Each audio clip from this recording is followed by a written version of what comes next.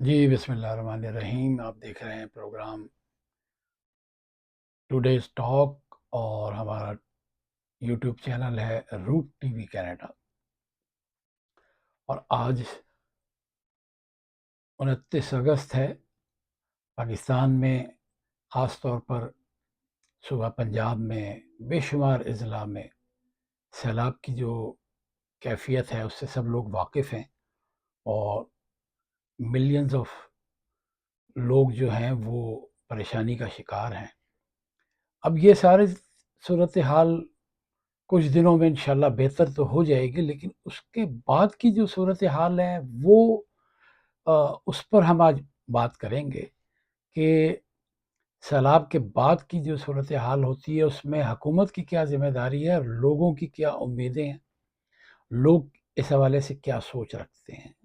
ہم نے یہ دیکھا کہ ہماری حکومتوں نے، ان کا رویہ یہی ہے کہ یہ متاثرین کو کچھ جوس کے ڈبے دے دیے، کوئی چپس کے پیکٹ دے دیے، کوئی آٹے کا تھیلا دے دیا، اور کچھ عرصے کے بعد کچھ نقدی دے دی اور ان کی ذمہ داری پوری ہو گئی۔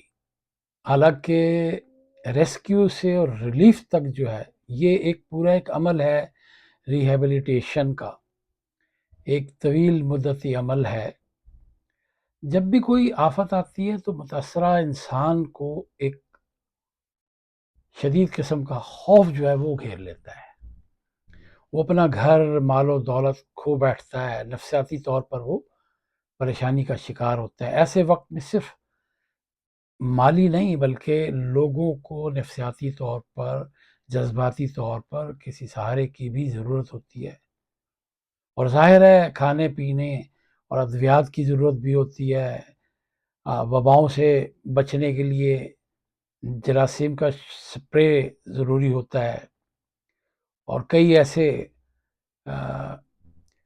سانپ اور بچھو اور موذی حشرات جو ہوتے ہیں ان کے کاٹنے کی ویکسین بھی لازمی ہوتی ہے۔ ہمارے ہاں جب بے شمار اضلاع میں کتے کے کاٹے کی ویکسین نہیں ہے تو یہ اس طرح کے جانوروں کی ویکسین کہاں سے آئے گی؟ حکومت کی یہ ترجیحات میں شامل ہی نہیں ہے۔ بعد میں یہ ہوگا کہ جی ڈاکٹرز کی ٹیمیں تو جائیں گی متاثرین کے چیک اپ کے لیے، مفت ادویات بھی دے دیں گی، کھانا بھی لوگ فراہم کر دیں گے، پانی اور کمبل بھی چلو فراہم کر دیا جائے گا۔ انہیں جلد سے جلد کیمپوں سے گھروں میں منتقل کرنے کی کوشش کی جانی چاہیے۔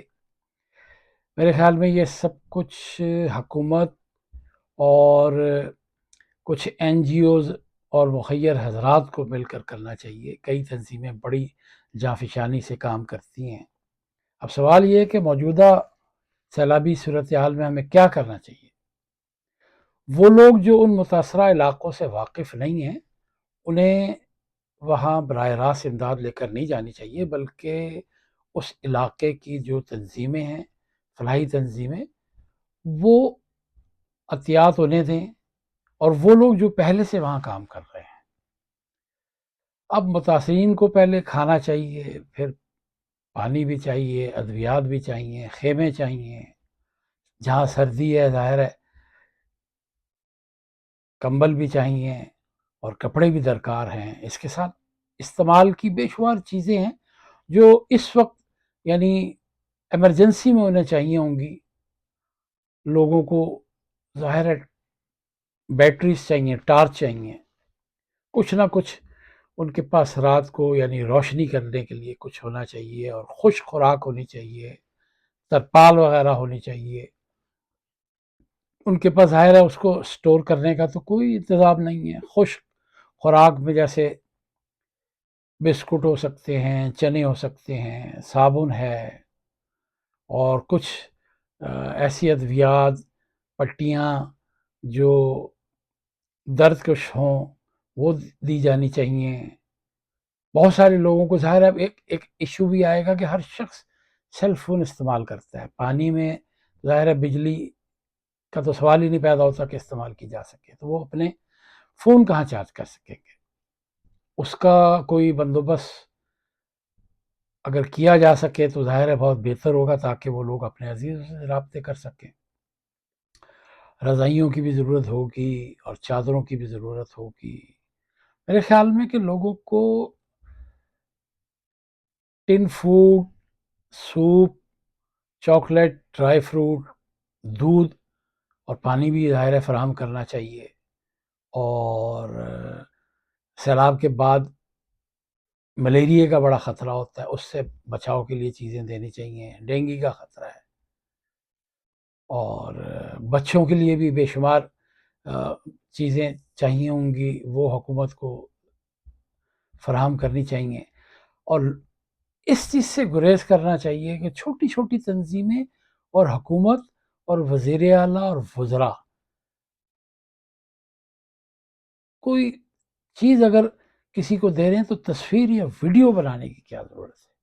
اگر آپ کو کوئی ڈونرز کو دکھانا ہے کہ بھائی ہم یہ اس جگہ پر لوگوں کی مدد کر رہے ہیں، تو بہت مجبوری میں، اور وہ بھی جس شخص کی ویڈیو بنائی جا رہی ہے اس سے پوچھا جانا چاہیے اخلاقی طور پر. لیکن ہمارے یہاں تو یہ روایت کبھی رہی نہیں ہے کہ سامنے والے کی حیثیت کو دیکھا جائے، استطاعت کو دیکھا جائے. کتنے لوگ، بڑی تعداد میں ہمارے لاکھوں لوگ امداد کے منتظر ہیں، اور ہمارے یہاں صرف اپوزیشن جو ہے وہ ایسے مواقع پر پوائنٹ سکورنگ کرتی ہے، اور حکومت جو ہے وہ صرف لفظی جنگ میں مصروف ہوتی ہے. اب یہ دیکھیں کہ ایک عرصے سے، تواتر سے جان لیوا سیلاب کی تباہ کاریاں ہر سال آتی ہیں، ہر سال ہلاکتیں ہوتی ہیں، لیکن ان کے تدارک کے لیے کبھی لانگ ٹرم پلاننگ نہیں کی گئی.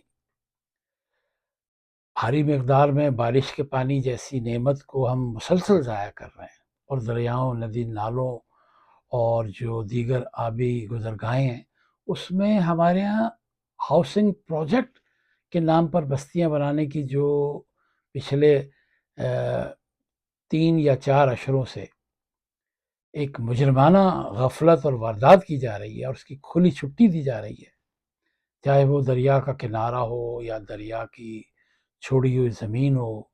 یہ جو مل بانٹ کر کھانے والوں کا ایک طریقہ کار ہے، اس میں ظاہر ہے 35 سال میں جتنی بھی حکومتیں رہی ہیں، مسلم لیگ کی، پیپلز پارٹی کی، پی ٹی آئی کی بھی 3.5 سال رہی، وہ بھی اس میں شامل ہے. سب لوگ شامل ہیں، لیکن کسی نے اس کا دور رس پلان نہیں بنایا، حکمت عملی اختیار نہیں کی، اور لوگوں کو لوٹنے کا سلسلہ جاری رہا. اس میں سب لوگ شامل ہیں. اچھا، کیسے کیسے پاکستان میں بہروپ بدلے گئے، لوگ آتے گئے. آپ کو یاد ہوگا ایک سابق چیف جسٹس ہوا کرتے تھے جو اپنے آپ کو بابا رحمتے کہلواتے تھے، اور از خود نوٹس کے بڑے وہ شدائی تھے. اور انہوں نے تو جناب بہت ساری برائیوں اور بدعتوں اور قوانین کو ختم کرنے کے لیے بڑے خوبصورت طرح پر اسٹیج بھی لگایا تھا، اور میڈیا پر اس کی کوریج لے کے بھی وہ خوش ہوتے تھے. انہوں نے ڈیم بنانے کے لیے تقریباً کوئی 11 ارب روپے جمع کیے تھے. کینیڈا بھی وہ آئے تھے، یہاں پہ لوگوں نے انہیں $1.2 ملین انہیں جمع کر کے دیا تھا، اور لوگ کہہ رہے تھے کہ ڈیم بنائیں گے. ایک ڈیم بنانے کے لیے جس کے لیے انہوں نے کہا تھا وہ پیسہ جمع کریں گے، اس ڈیم کو بنانے کے لیے تقریباً 480 ارب روپے کی ضرورت تھی، جو اس طرح کے لوگوں کے لیے جمع کرنا ناممکن بات ہے. انہوں نے کوشش کی تھی، اس سے ہونا یہ چاہیے تھا ان 12 ارب روپے کو چاروں صوبوں میں برابر تقسیم کر کے چھوٹے چھوٹے ڈیم بنانے چاہیے تھے، چاہے 30 ہوتے، 25 ہوتے، 40 ہوتے. ایک ڈیم کے لیے انہوں نے کیا، اور وہ آخرکار ناکامی سے دوچار ہوا، اور کچھ بھی نہیں ہوا. حکومت کو بتانا چاہیے کہ ان پیسوں کو اس نے کس مد میں استعمال کیا. اور اتنا بڑا ان کا نام، اور جی بڑی برانڈنگ میں لپٹا ہوا ان کا نام، وعدے، وہ سب جھوٹے نکلے، جھانسے نکلے. اور آپ کو پتہ ہے کہ وہ چھوٹی چھوٹی باتوں کا کریڈٹ لینے کی کوشش میں ہمیشہ مصروف رہتے تھے. احتساب کے نام پر انہوں نے کیسے کیسے کھیل کھیلے، اور اسٹیبلشمنٹ کے کہنے پہ کیا کیا حکومتوں کے ساتھ کھلواڑ انہوں نے کیا. اور یہ تو سب کو پتہ ہی ہے کہ وزیر اعظم اس وقت کے جو تھے عمران خان، ان کے بنی گالا گھر کی تعمیر پر جو اعتراضات اٹھے تھے، انہوں نے ضابطوں اور قانون کو سائڈ پر رکھ کر چند لاکھ جرمانے کے عوض غیر قانونی تعمیر کو ریگولیٹ کر دیا تھا۔ یہ تو ایک مثال تھی جو ان کے سامنے آئی تھی۔ یہاں تو ہزاروں ہاؤسنگ سوسائٹیز ہیں جن میں بے شمار وہ شخصیات ہیں جنہوں نے اب میڈیا کے پردے میں خود کو چھپا لیا ہے، اور میڈیا کا نام استعمال کر کے وہ مالکان بن گئے ہیں، اور 12 سے 15 ایسے ٹی وی چینل ہیں اس وقت جن کے مالکان نے ہاؤسنگ سوسائٹیاں بنائی ہیں، اور وہ سوسائٹیاں صرف انہوں نے ٹی وی چینل اسی لیے بنائے کہ ان کے جو غیر قانونی کام ہیں، جس طرح انہوں نے کھربوں روپیہ بنایا ہے، اس کو وہ تحفظ دے سکیں اور حکومتوں کو بلیک میل کر سکیں۔ اب دیکھیں، دریا کے کناروں پر بستیاں آباد ہونے کے ساتھ دریا کی چھوڑی ہوئی زمین پر سوسائٹیوں کی جو منظوری دی گئی ہے، وہ کس نے دی؟ ان پروجیکٹ سے کیا ملک میں ترقی آئی، کیا خوشحالی آئی؟ اس میں ہر حکومت شامل رہی ہے۔ لوگوں کو سوانح خواب دکھا کر ان سوسائٹیز میں جو چند ہزار روپے کا پلاٹ ہونا چاہیے، اس وقت کے حساب سے اگر آپ ساری سہولتوں کے ساتھ چند لاکھ کا ہو تو وہ کروڑوں میں بیچتے ہیں۔ اور لاہور میں ایک خاتون دکھا رہی تھی کہ جی ہم نے کروڑوں روپے خرچ کیے ہیں، اور ان کی سوسائٹی میں، ان کے گھر میں کس قدر پانی آیا اور کتنا نقصان ہوا ہے۔ حیرت یہ ہوتی ہے کہ یہ مارکیٹنگ اس طرح کرتے ہیں کہ لوگ ان کے ٹریپ میں آ جاتے ہیں۔ اب جن لوگوں نے پروجیکٹ کی منظوری دی ہوتی ہے، ان کا احتساب ہونا ضروری ہے۔ جو لوگ بینیفیشری ہیں انہیں پکڑنا ضروری ہے۔ آپ یہ دیکھیں کہ لوگ 20 سال 25 سال سے، میں نے اس سے پہلے بھی کہا کہ سرکاری housing societies C D A یا ایل ڈی اے 25 سال، کبھی کسی چیف جسٹس نے اس کا خود نوٹس لیا کہ آپ نے 25 سال پہلے جو پیسے لیے تھے ان لوگوں کو ابھی تک پلاٹ کیوں نہیں دیا گیا اور سوسائٹیز ڈیولپ کیوں نہیں ہوئی؟ یہ تاخیری حربے ہمارے یہاں کیوں ہوتے ہیں؟ اس کی بڑی لمبی وجوہات ہے۔ اس پہ ہم پھر کسی دن ولاگ کریں گے اور بتائیں گے کہ کون کون سے ادارے جو ہیں جنہوں نے گورنمنٹ کے اداروں کو تعمیرات کرنے سے اور ڈیولپمنٹ کرنے سے کیوں روکے رکھا۔ بات یہ ہے کہ آج پانی کے ہم رحم و کرم پر ہیں۔ کب اور کون اس سنگین معاملے پر کوئی دوررس حکمت عملی اختیار کرے گا؟ کیا ہمیں کوئی ایسا لیڈر ملے گا جو صرف عوام کا سوچے گا، یا عوام ہر سال اسی طرح اپنا نقصان کرتے رہیں گے؟ ہماری حکومت سے درخواست ہے کہ کم سے کم لوگوں کو اس مشکل صورتحال سے نکالنے کے بعد ایک سنجیدہ کوشش کریں، اور ایک ایسی اتھارٹی بنائی جائے، پہلے سے موجود تو ہے لیکن ہاؤسنگ کے حوالے سے جو اپنی ذمہ داریاں پوری کرے، اور جو لوگ غیر قانونی ہاؤسنگ سوسائٹیوں کے معاملے میں ملوث ہیں ان کو روکا جائے اور ان پہ چیک اینڈ بیلنس ہونا چاہیے۔ بہت شکریہ۔